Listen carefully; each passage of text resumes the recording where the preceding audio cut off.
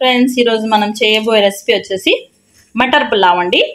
Only Sona already on చేసి పెట్టాను gas. ఇందులో ఆయిల్ వేసి రా మసాలాస్ వేసాను. సాజీరా, పట్టా, లాంగ్, ఇలాచీ వేసి ఆనియన్స్ వేసాను. ఆనియన్స్ బ్రౌన్ అయ్యాయి.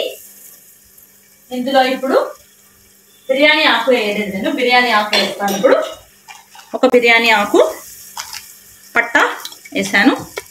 ఇప్పుడు ఇందులో మనం బ్రౌన్ కలర్ అయింది కదా, ఇందులో ఇప్పుడు మనం అల్లం వెల్లుల్లి పేస్ట్ వేయాలి. అల్లం వెల్లుల్లి పేస్ట్ అండి ఆయిల్లో బాగా అవ్వాలి. మనము మటర్ వేస్తున్నాను.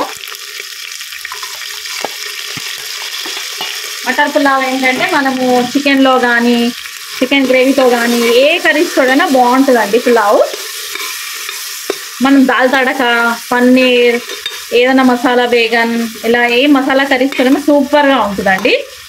ఏం లేకుండా రైతాతో కూడా తినొచ్చు మనం, చాలా బాగుంటుంది. మళ్ళీ ఇది ఫ్యూ మినిట్స్లో అయిపోతుంది. మీరు కావాలంటే బాస్మతి రైస్ అని వేసుకోండి, సోనా మసూరి రైస్ అని వేసుకోండి. నేనైతే ఇప్పుడు సోనా మసూరి రైస్తో చూపిస్తున్నాను. ఇది కొంచెం అవ్వాలండి.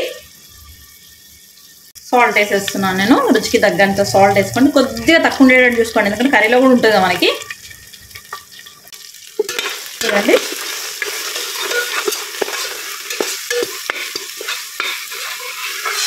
ఇలా అవుతుంది. మనం అన్నీ వేస్తాం కదా. ఆయిల్ కూడా కొద్దిగా మంచిగా ఉండాలి. మీరు కావాలంటే ఫస్ట్ రైస్ వేసుకొని వాటర్ వేయచ్చు, వాటర్ వేసుకొని రైస్ వేయచ్చు. నేను వాటర్ వేస్తాను, తర్వాత రైస్ వేస్తాను. ఇప్పుడు ఇదండి,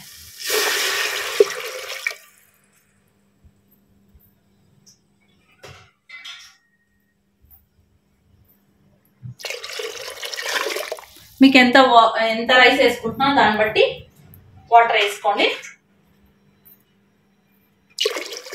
సరిపోతుంది. బాయిల్ అయినాక నేను రైస్ వేస్తాను. ఆల్రెడీ దొబ్బు మిర్చి ఉన్నాయి నా దగ్గర, జస్ట్ ఇట్లా కాట్లు పెట్టి వేసాను. మీరు ఆయిల్లో కూడా వేసుకోవచ్చు.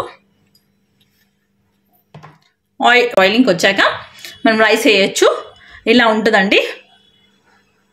ఆల్రెడీ మీకు బగారా రైస్ చూపించాను కదా, ఇది మటర్ పులావ్ అనమాట. ఇది కూడా చాలా బాగుంటుంది.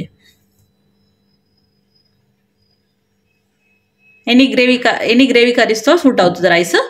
నేను వాటర్ బాయిల్ అయ్యాక చూపిస్తాను. రైస్ ఆల్రెడీ కడిగి పెట్టుకుంటేనేమో సోనా మసూరి రైస్ ఒక గ్లాస్కి ఆల్రెడీ కడిగి పెట్టుకుంటే 1.5 వేసుకోండి.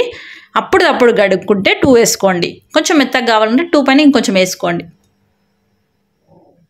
వాటర్ బాయిలింగ్ అవుతుందండి. ఎసరు వచ్చింది. అందులో నేను రైస్ కడిగి పెట్టిన సోనా మసూరి రైస్ వేస్తున్నాను.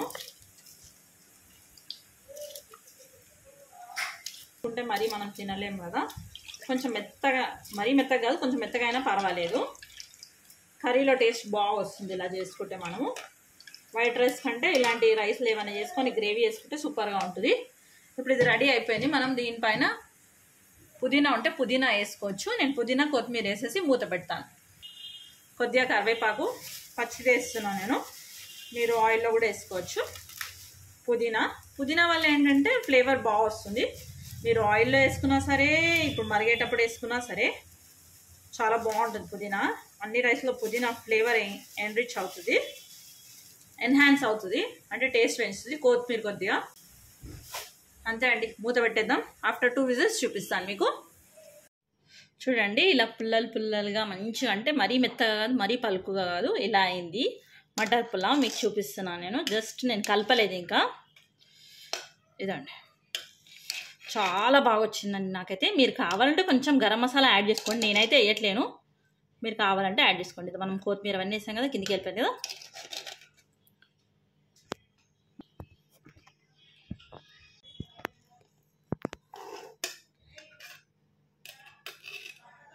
వావ్, వేడి మటర్ పులావ్ రెడీ.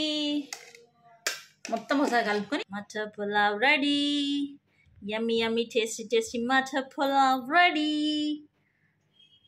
ఇది మీరు ఏ కర్రీతోడైనా సర్వ్ చేసుకోవచ్చండి. All masala curries, aloo masala, paneer masala, butter masala, chicken, mutton, ఏ గ్రేవీ కర్రీతోడైనా సూపర్గా ఉంటుంది.